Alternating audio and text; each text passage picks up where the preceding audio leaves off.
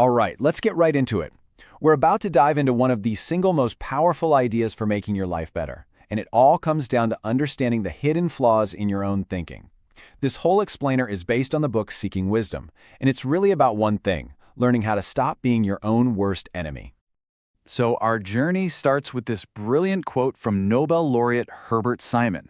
Just picture this for a second. You're watching an ant crawl across the sand. Its path looks totally random, right? Jagged, chaotic. You might even think, wow, that's one sophisticated ant. It must have a master plan. But Simon's whole point is that we're looking at it completely backwards. The truth is, the ant's mission is super simple. Just get home. That seemingly complex path, that's just the ant bumping into a pebble here or getting pushed by a gust of wind there. And here's the kicker. That's us too. We think our lives and our behaviors are incredibly complex, but the reality is we are pretty simple biological machines. It's the world that's complex. So if you want to win, you have to stop trying to analyze the chaotic peach and start understanding the machine yourself. Okay, so if we are the ant and the world is a ridiculously complex beach, what are those pebbles and gusts of wind that keep knocking us off course? Well, it turns out a lot of them aren't even out there in the world. They're actually hidden bugs in our own mental software. So that's what we're going to do today. We're going to pop open the hood of your brain, so to speak, and we're going to look at 3 powerful stories that expose the most common ways we all fool ourselves. So get ready to meet the frog, the doctor, and the chauffeur. First up, let's really dig into how these cognitive traps work. Seriously, think of them as bugs in your brain's operating system that make you blind to reality, often with, well, pretty disastrous consequences. The very first trap has a bit of a fancy name: contrast misreaction tendency. But it's really a simple and kind of terrifying idea. Our brains evolved to notice a lion jumping out of a bush. We're wired for sudden, dramatic change. But you know what we're totally blind to? The slow, gradual threat. The rising tide, and this is best explained by a really famous parable. You've probably heard this one. If you drop a frog into a pot of boiling water, it jumps out instantly. Of course it does. But if you put that same frog in lukewarm water and then turn the heat up, just a tiny fraction of a degree at a time, the frog doesn't notice. It just keeps adjusting, thinking, oh, this is nice and warm, until the water is boiling and it's too late to get out. This is exactly why people stay in bad jobs or bad relationships or let their finances slowly fall apart. The problem creeps up so gradually, we don't realize we're in boiling water until it's too late. But okay, what if the evidence isn't slow and gradual? What if it's a giant flashing neon sign smacking you in the face? Well, that brings us to the tragic story of Dr. Ignaz Semmelweis. Back in the 1840s, in his Vienna hospital, the death rate for new mothers in the ward run by doctors was a shocking 18%. But in the ward run by midwives, it was less than 2%. Semmelweis figured it out. The doctors were going straight from doing autopsies to delivering babies. Ugh! He made them wash their hands in chlorine. And look at that! The death rate plunged to 1%. It was a miracle! So, did the medical community throw him a parade? Nope, they fired him. They ran him out of town. Why on earth would they do that? Because of our second trap, commitment and consistency bias. See, the doctors had built their entire identity around being clean gentlemen. To accept Semmelweis' data meant they had to accept that they, these clean, respectable gentlemen, had been killing their own patients for years, and their egos just couldn't take it.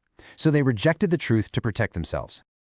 And let's be honest, this brings the question right to our doorstep. We all do this. We hang on to that stock that's tanking, we cling to a business idea that clearly isn't working, or a belief that's been proven wrong. So you have to ask yourself, what truth are you ignoring right now, just because it's too painful to admit you might have been wrong? This leads us right into our third and final trap, and it's perfectly captured by this great story about the physicist Max Planck and his chauffeur. So after Planck gave the same lecture on quantum mechanics dozens of times, his chauffeur had it completely memorized. One day, the chauffeur joked, "Hey, let's switch places in Munich. I'll give the lecture and you can sit in the front row wearing my hat." And he did it.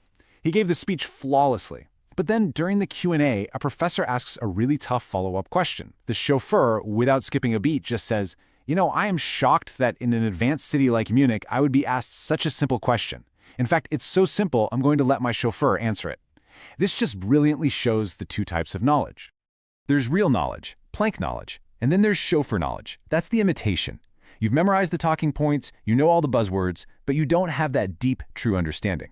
The world is absolutely full of chauffeurs, news anchors, stock market gurus, sometimes our bosses. And let's be real, sometimes it's us especially when we wander outside our own circle of competence. And acting with that kind of fake knowledge, it's incredibly dangerous.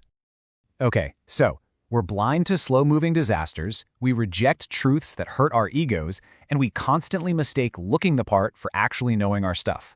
It sounds pretty bleak, right? But there is a way out. There's a simple, incredibly powerful tool for navigating all of this, and it's called inversion. And this entire concept is perfectly summed up in this wonderfully blunt quote. I just want to know where I'm gonna die, so I never go there. I mean, it sounds like a joke, but hiding in that one sentence is maybe the deepest wisdom in this entire explainer. The idea is to stop trying to be a genius and just focus on not being an idiot. Invert. Always invert the problem. Our minds are naturally wired to ask, how can I succeed? What should I do? Inversion just flips that completely on its head. It asks, what would I have to do to guarantee failure? It's a subtle shift, but it is so powerful because it turns out our brains are much, much better at spotting risks and avoiding dumb mistakes than they are at predicting some massive success. It's way easier to list what will make a marriage fail than what will guarantee it succeeds, right? So just ask the opposite question. Instead of how can I be happy, ask what would absolutely guarantee a miserable life. Well, you'd surround yourself with toxic people, you'd never exercise, and you'd spend way more than you earn. So just don't do those things. You've already won half the battle. You don't have to be a genius. You just have to stop hitting your own foot with a hammer over and over again. All right, to wrap things up, let's talk about one simple, actionable habit you can start using today to put all of this into practice. It's a powerful little rule for protecting yourself from your own biased mind, and it comes from one of the greatest thinkers in history. Charles Darwin knew he was just as susceptible to these biases as anyone else. So, to fight his own commitment and consistency bias, he created a personal rule.